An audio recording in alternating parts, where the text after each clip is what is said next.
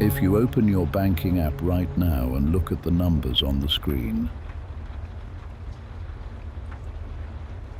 you probably believe they are real.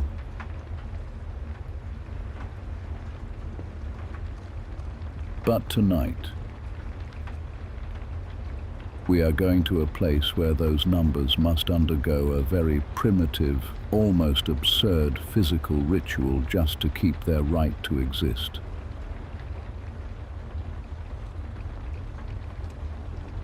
In an era where algorithms execute millions of trades in a single millisecond,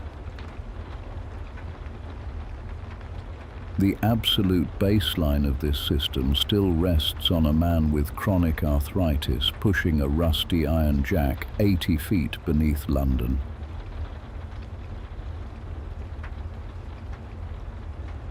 The screen assumes the metal has already moved. Someone still has to move it.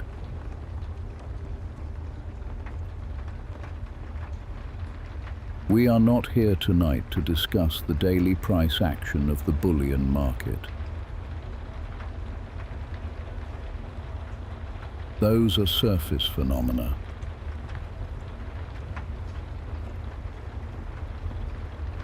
We are here to listen to the breathing of the heavy, silent, institutional organs that the modern world prefers to ignore.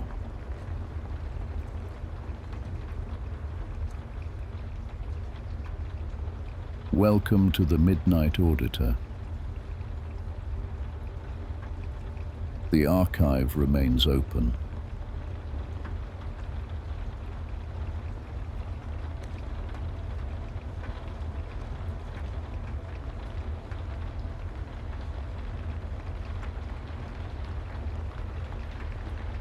The operator's name doesn't matter. In the archives of the Bank of England, he is simply a registry number on a shift sheet.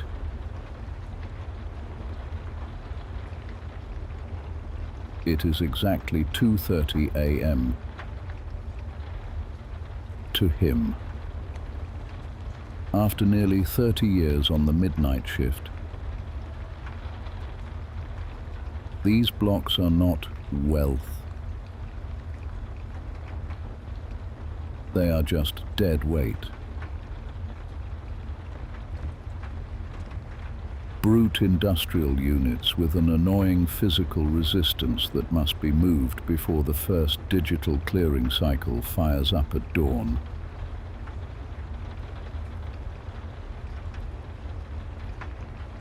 He stops, wipes a thin layer of fine concrete dust from his aluminum clipboard, and kicks the crude iron lever at the base of the jack. The low-slung steel forks slide under a weathered oak pallet. Here is a detail the bankers upstairs never mention in their quarterly reports. These bars of gold, each worth hundreds of thousands of dollars, are stacked on the exact same cheap, splintered wooden pallets used to move discount potatoes at your local grocery store.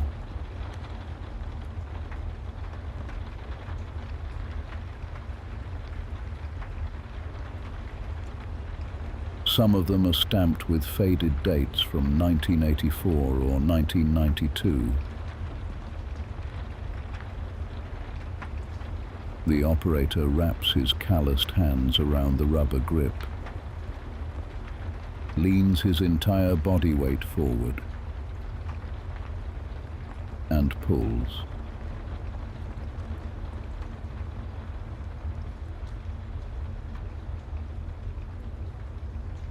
The hallway returns to its low, monotonous drone.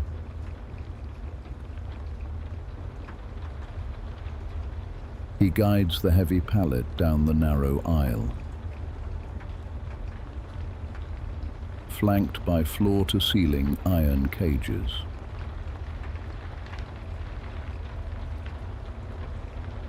There are no national flags here. There is only the clinical anonymity of plastic tags bearing cage numbers.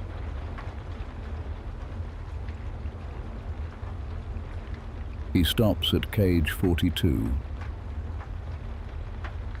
unlocks the heavy padlock, and pushes the screeching wire door open.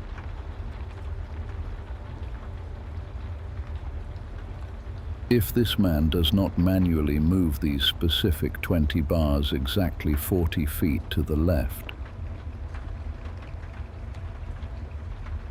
shifting them from the grid space of one multinational conglomerate into the cage of another, the transaction remains unfinished.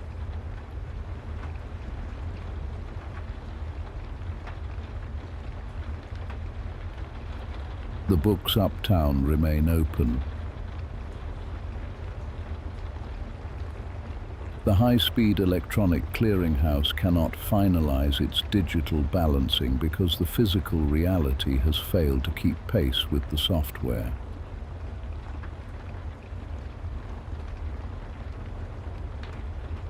The system waits for the metal to follow the ledger.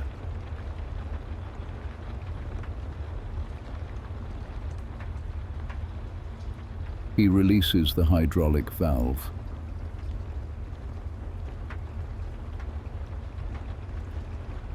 The pallet remains still. Nothing happens. No alarm sounds. No notification appears on a trader's screen.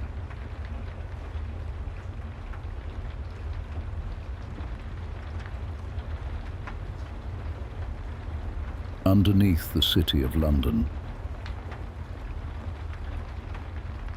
the vaults of the Bank of England enter their quietest hour.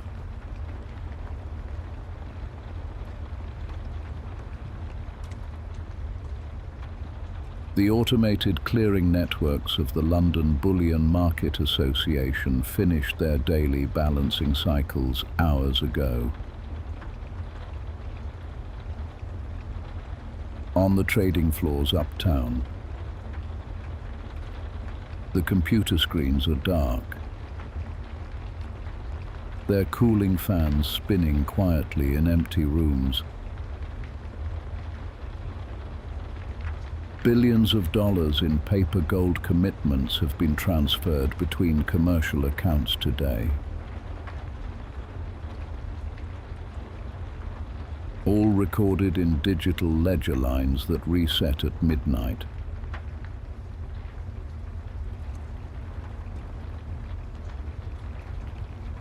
But 80 feet below the street level, the physical world rejects that velocity.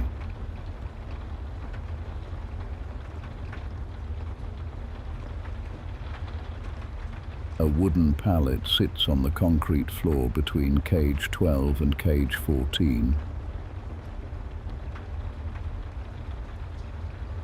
On top of it, 10 standard gold bars remain arranged in an interlocking stack. The metal has not been touched since 4 in the afternoon.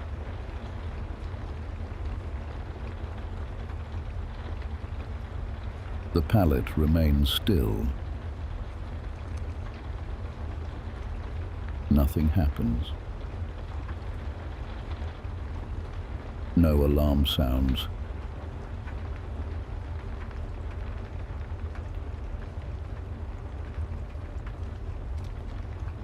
The air conditioning system makes a low, continuous whistling sound as it pushes dry, chilled air through the overhead vents.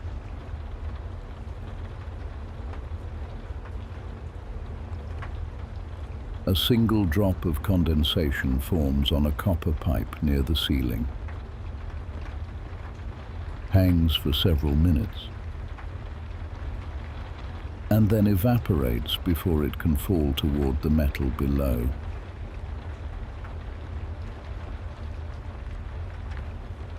The paper market assumes that every digital trade corresponds to an immediate, frictionless rearrangement of reality.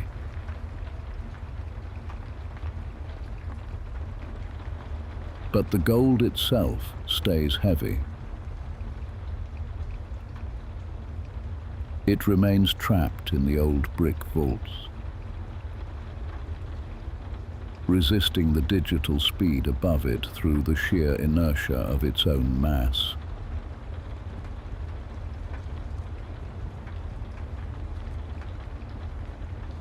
The transaction has cleared, but the physical substance is still waiting for a human hand to move the lever.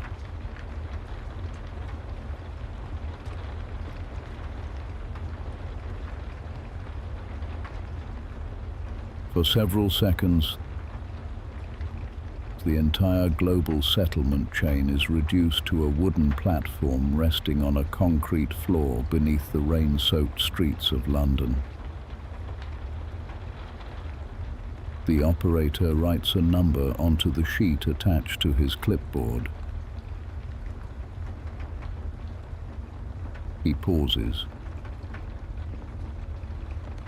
checks it again, then writes a second number beside the first.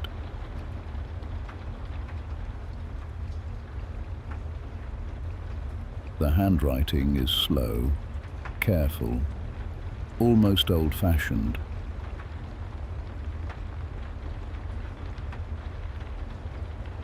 Most people imagine financial power as speed.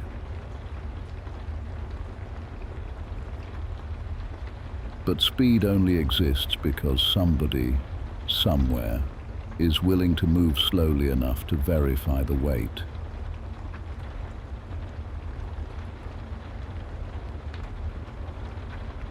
The ground stops vibrating. Confidence here is not an abstract psychological state. It is the brutal, unromantic sound of rubber wheels scraping against an unyielding floor.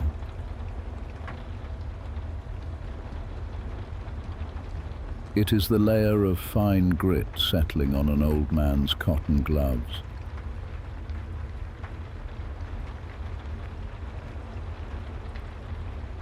If the stomach ever stops moving these heavy blocks, the weightless currency floating in the skyscrapers uptown instantly starves.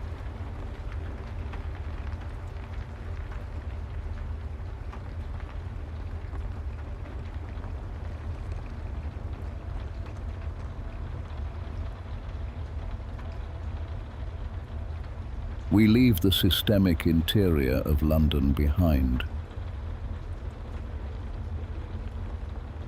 We cross the continent to arrive at a jagged geographical scar cut into the high, frozen isolation of the Swiss Alps.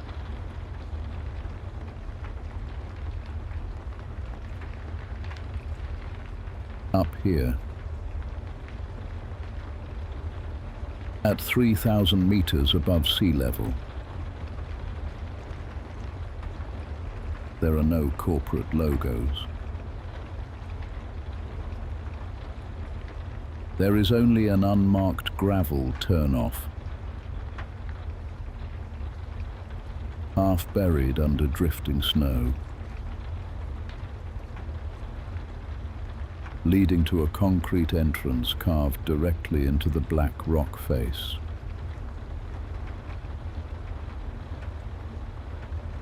It looks less like a bank and more like an abandoned nuclear silo from the mid-century.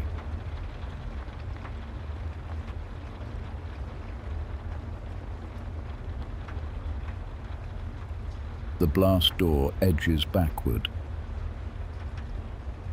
and a heavy, static cold drafts out into the snow. A dead air smelling faintly of stale ozone and old vulcanized rubber.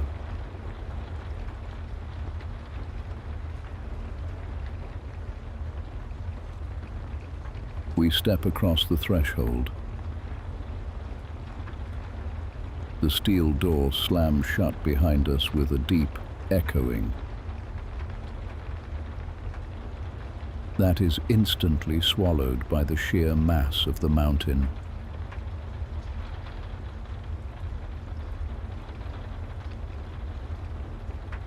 Inside, the main access tunnel stretches straight into the heart of the granite formation.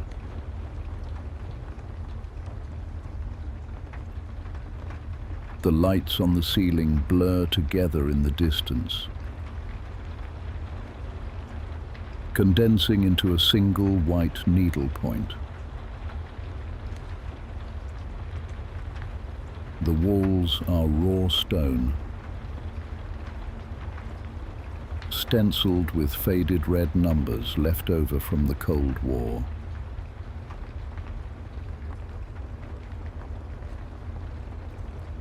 This was part of the Swiss National Redoubt, invulnerable underground fortresses engineered to survive a direct hit from a thermonuclear warhead.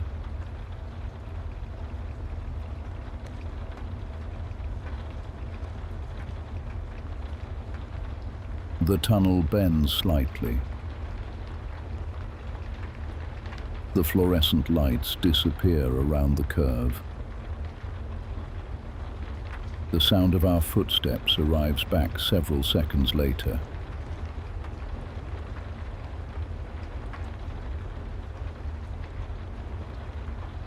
On the wall, another faded stencil, 03-C, then 03-D,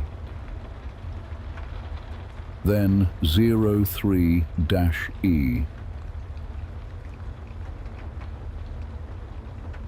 Each marker separated by identical distances.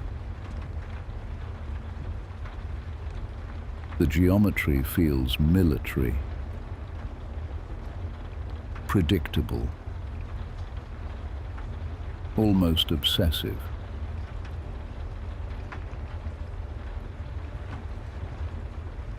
We step away from the primary transport line,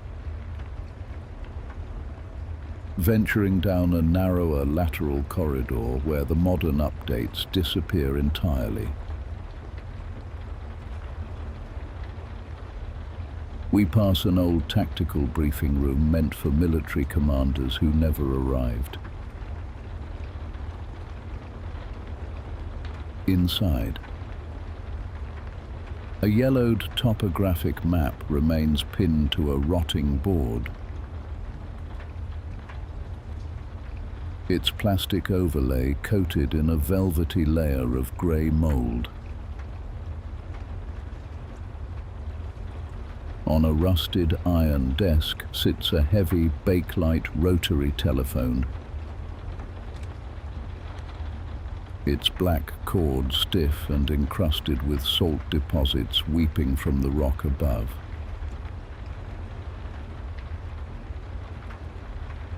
Further down, a secondary tunnel leads to the abandoned domestic quarters. We stop at the entrance.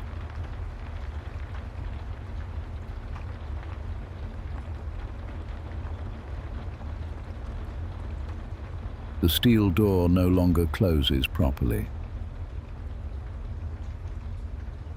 A gap remains between the frame and the concrete wall. Cold air slips through it continuously, carrying a faint whistling sound from the deep ventilation shafts.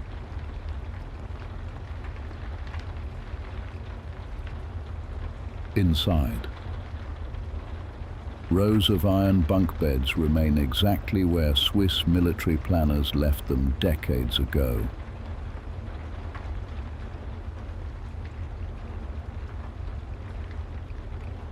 Most of the canvas has disappeared. Only fragments remain attached to the rusted frames. The green paint on the iron is peeling, dropping tiny dry flakes onto the concrete floor whenever the mountain vibrates. The room smells faintly of damp fabric and mineral dust. No one has slept here in a very long time.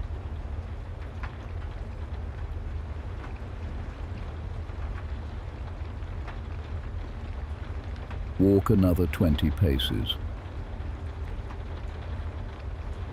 The corridor turns sharply to the left, leading into the medical ward.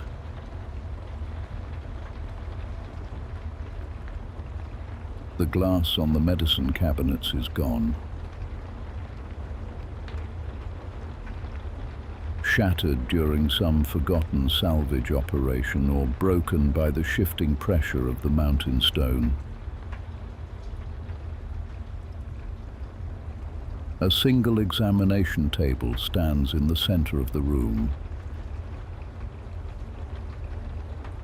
Its black leather surface cracked and split by decades of low temperatures.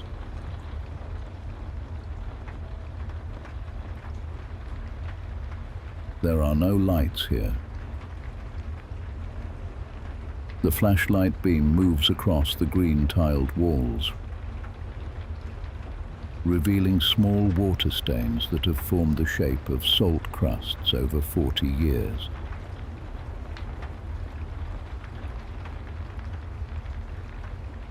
This was designed to be a self-contained biological shield. If the cities outside burned, the soldiers here would keep breathing.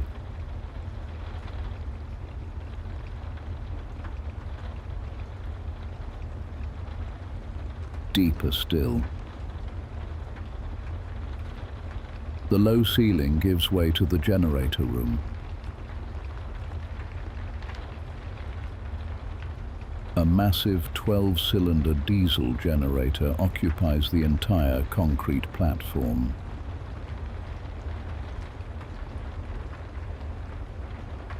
The machine is completely dry.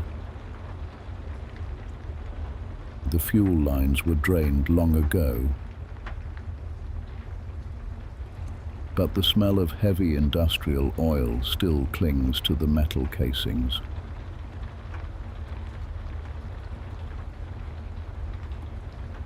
On the control panel,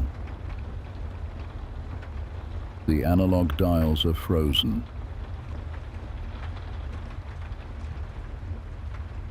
The needles point to 0.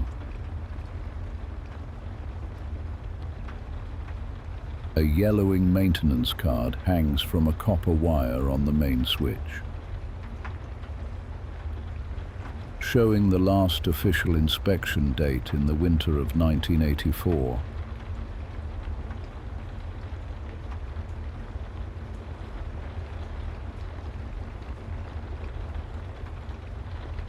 Next to the generator sits the map room. The wooden table in the center has warped from the humidity. On the wall,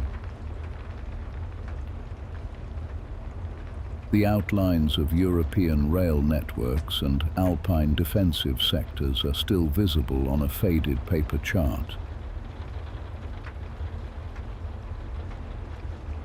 Held in place by rusted iron tacks. The lines drawn in red pencil show the expected vectors of Soviet armored divisions.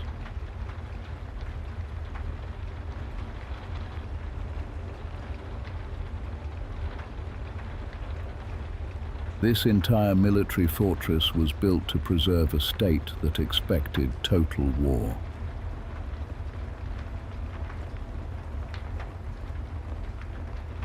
But today,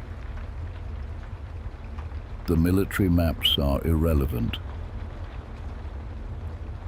The defensive sectors are empty. The bunkers have been hollowed out. Their concrete walls lined with high-security steel panels and climate control machinery that maintains a perfect relative humidity of 30%.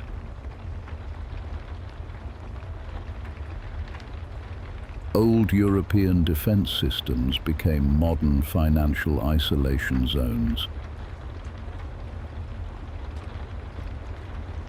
The physical structure built to withstand Soviet nuclear artillery is now used to shelter private wealth from global tax authorities and sovereign asset seizures. The soldiers are gone. Private technicians have taken their place.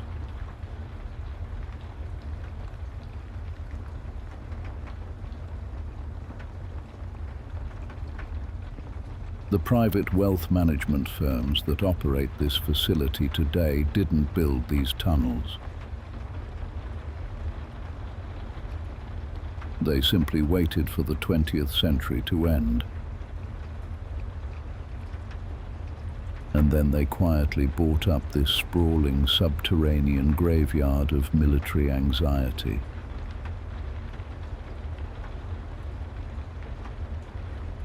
Turning it into a sanctuary for a very different kind of fear.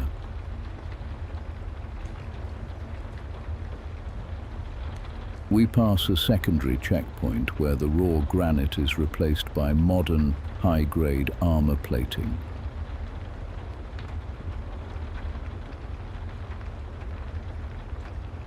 Beyond this gate lies a long, silent corridor lined by heavy, matte black iron vaults.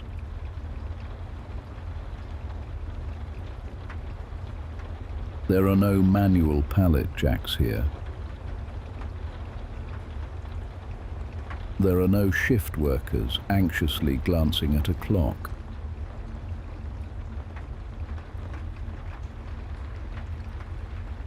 Time inside this mountain has lost its institutional utility.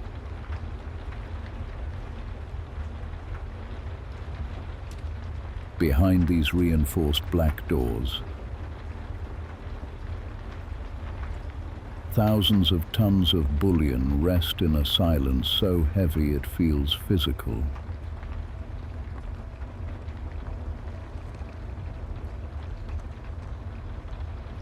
This wealth does not want to clear. It does not want to be mobilized as collateral for a short-term dollar swap in New York. It wants to be forgotten.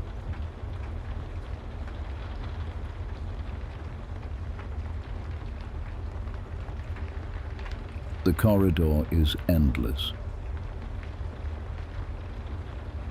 The air remains frozen. The ledger is completely silent. In the digital ledger uptown, to be seen is to be logged. To be logged is to be tracked, analyzed, regulated, or ultimately seized by a sovereign state undergoing an economic crisis.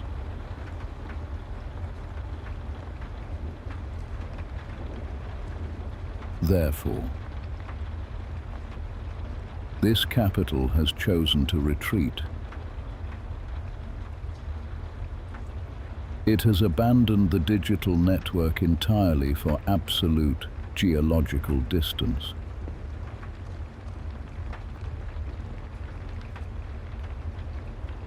Inside these deep rock vaults, The gold is systematically stripped of its historical and political identity. It is brought into small, high-temperature induction furnaces hidden deep within the adjacent military chambers.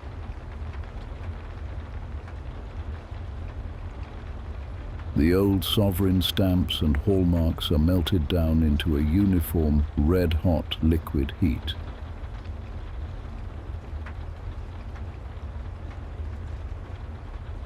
The metal is poured into crude, anonymous, unbranded molds.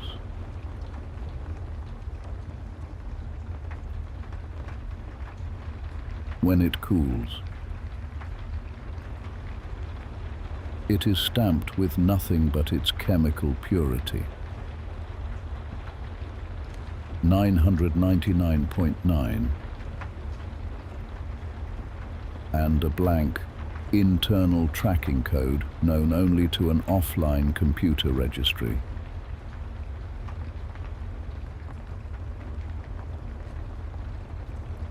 It is wealth reduced to its pure atomic state, wiped clean of its history, and placed onto heavy iron racks inside the freezing dark.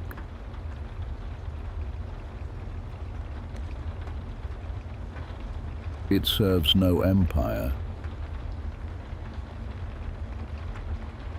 It backs no currency. And it takes no political stance.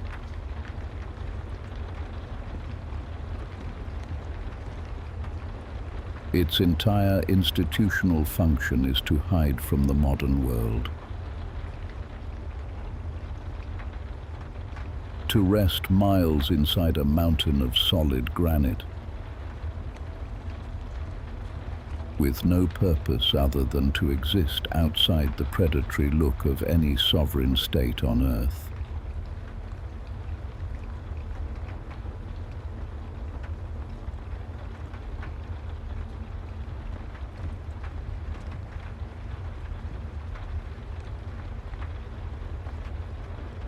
Finally, we arrive at the flat, silent plains of Kentucky.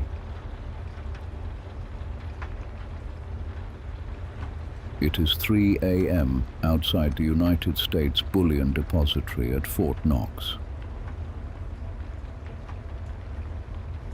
The perimeter of the facility is illuminated by an aggressive blue-white wall of halogen floodlights that turns the surrounding landscape into a surreal, overexposed stage. There is absolutely no logistical activity here. There are no armored trucks arriving under the cover of darkness. No cargo bays humming with hydraulic lifts. There is nothing but an intentional, hypervisible stasis.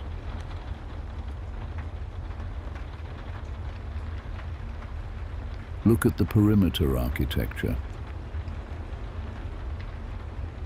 Surrounding the central structure are two separate rings of heavy steel fencing, humming constantly with enough voltage to incinerate any living mass that makes contact.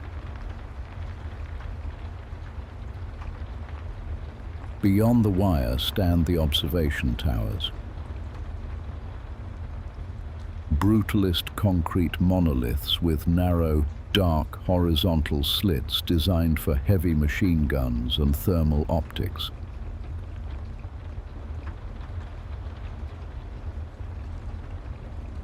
The guards patrolling this perimeter are heavily armed personnel of the United States Mint Police, backed by the entire mechanized weight of the military garrison nearby.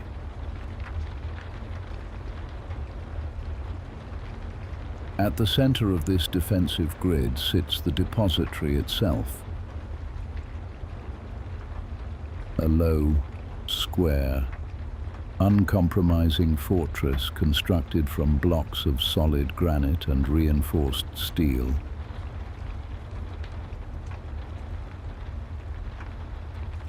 It looks less like a bank and more like an ancient, secular mausoleum.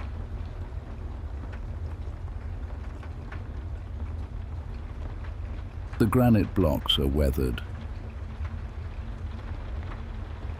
absorbing the humid night air.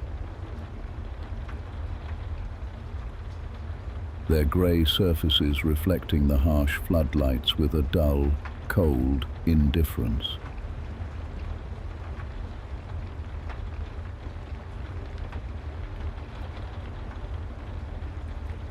The searchlight cuts through the grass. The gravel settles under the boots. The fortress remains dark.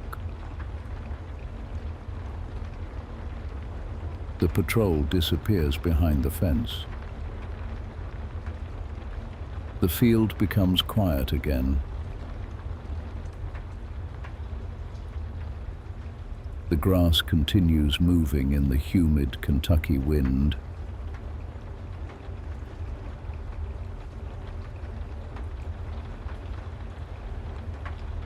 Nothing enters. Nothing leaves. The granite fortress stands isolated against the low hills of Kentucky. Nothing enters. Nothing leaves.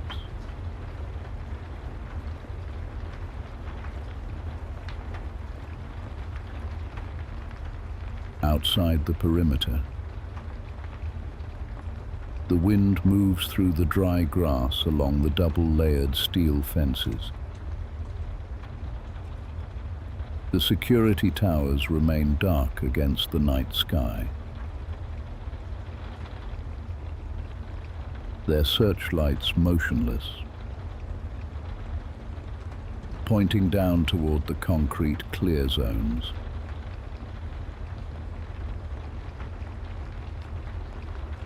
There are no armored vehicles moving along the access roads tonight.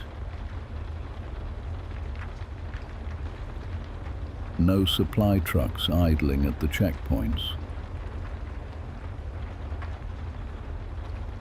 The gates are closed. Their heavy hydraulic locks engaged since the final shift departed before dark.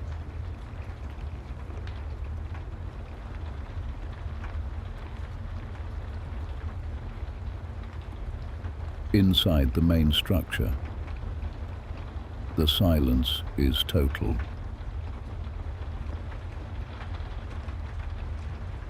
The multi-ton escape door,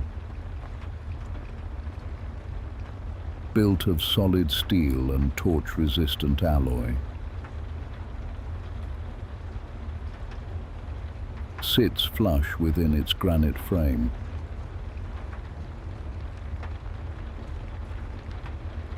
The surface of the metal is clean, free of dust. Maintained by automated filtration systems that run continuously through the darkness.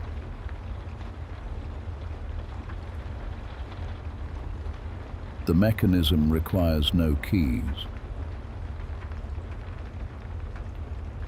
The combination is split among multiple government officials who live in separate cities. Men and women who have not stood in the same room for years.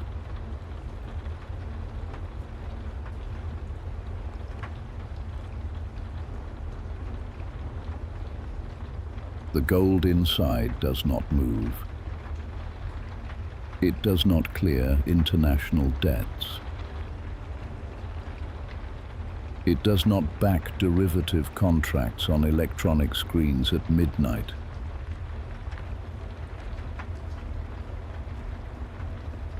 It simply occupies space. for over half a century. The United States government has refused to allow independent auditors to verify the serial numbers or weigh the bars.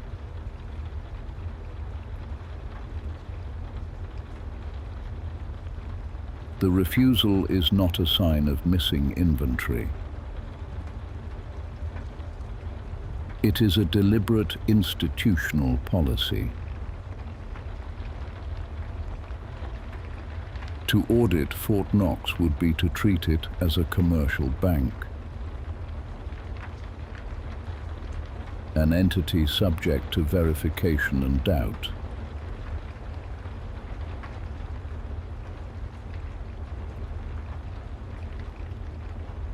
The fortress functions as a monument to absolute certainty. It exists to ensure that the physical anchor of the dollar remains completely beyond the reach of the market. The world must believe the gold is there, precisely because they are never allowed to see it.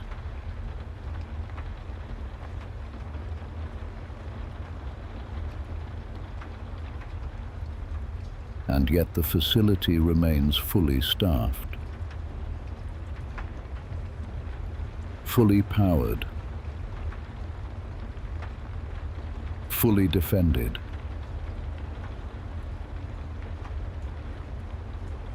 Night after night,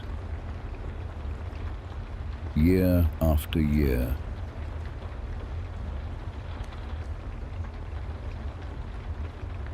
For more than half a century.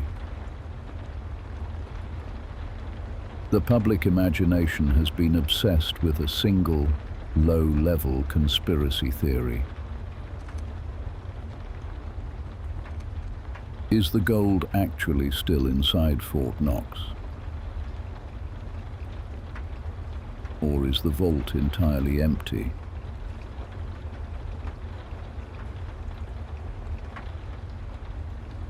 The Midnight Auditor does not indulge in these anxieties. The focus on the empty space inside the vault is a fundamental misunderstanding of how power stabilizes itself.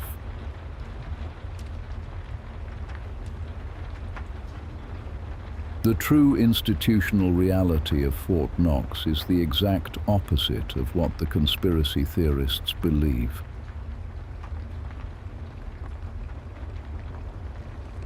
The gold is very likely exactly where the government says it is.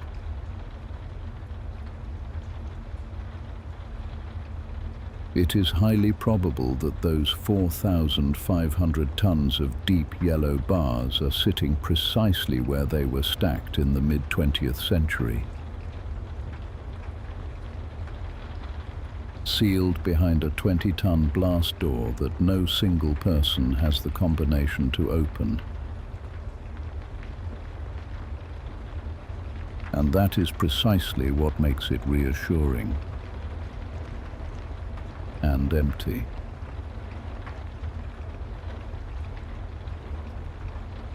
The gold inside this building has been frozen in time since the Roosevelt administration. It has not been counted, weighed, or verified by any independent external auditing firm for generations. The state explicitly refuses to allow a modern, transparent verification process. Because to publicly weigh the metal behind the wall is to concede that the value of the currency is still somehow tethered to the physical weight of a rock.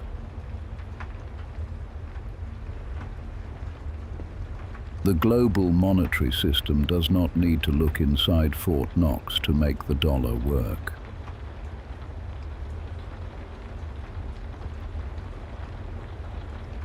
The digital ledgers at the Federal Reserve have achieved a state of complete escape velocity from the material crust of the Earth. The dollar no longer relies on the physical weight of gold to circulate through the global economy. Yet, the state still spends millions of dollars every single fiscal year to maintain this physical illusion. They pay teams of workers to paint the steel fences. They rotate elite military units to guard the perimeter. And they burn thousands of megawatts of electricity to keep the floodlights blazing across the empty Kentucky grass.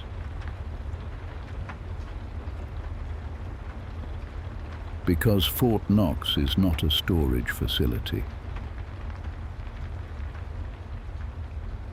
It is a monument to a god that no longer speaks. A monument that remains standing long after the system that built it changed.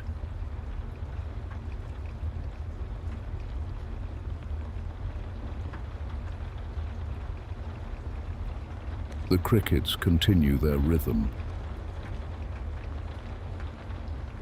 The high-voltage wire hums in the grass. The monument stands completely still.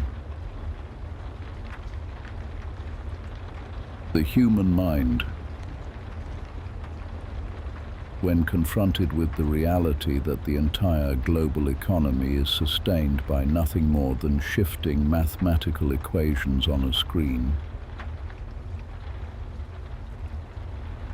demands a physical anchor.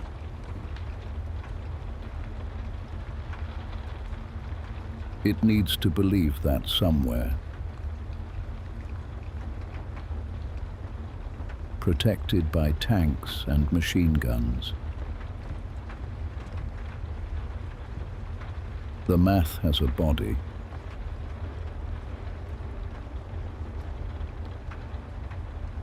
The gold inside Fort Knox is entirely useless to the market. It cannot be sold. It cannot be lent. And it cannot be used to clear a single transaction.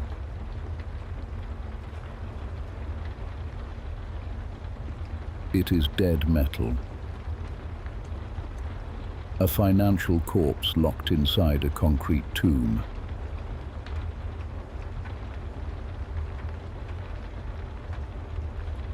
But its absolute immobility under military guard is the ultimate ballast for the weightless billions floating in the digital clouds above.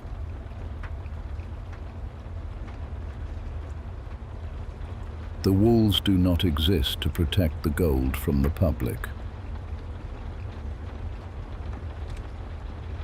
The walls exist to protect the public from the realization that the gold doesn't matter. Confidence no longer requires proof. It only requires the monument. It only requires the wall.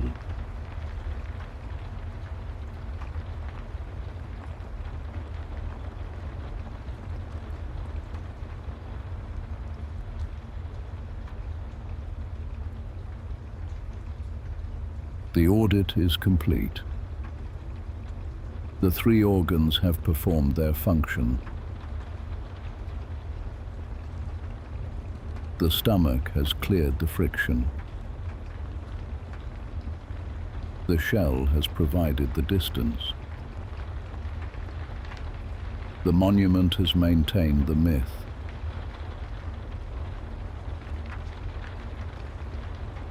We live in a world that claims to be frictionless, global, and digital. But every night, the system returns to these geographical scars to check the pulse of its own fear. The vault is silent. The gravity remains. Hold the heavy. Welcome to the Midnight Auditor.